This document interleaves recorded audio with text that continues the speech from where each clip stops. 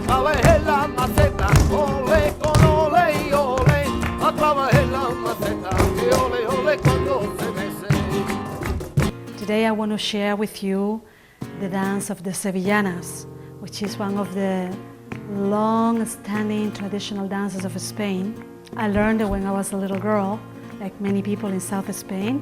We learn it because as we celebrate different things in life, we dance it socially.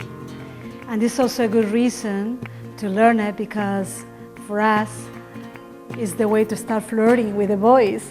So as you grow up, you want to learn the Sevillanas real fast.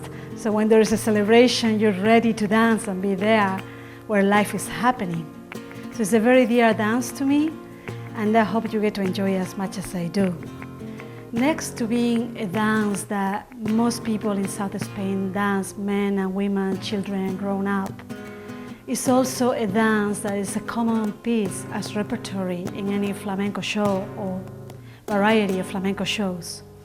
It's performed on the stage, it's performed in tablaos, and today I will show you a version of Sevillanas as a performing art that will involve the fan. So we have two sections in this DVD. First is the basic Sevillanas choreography, and the second section is the Sevillanas with a fan.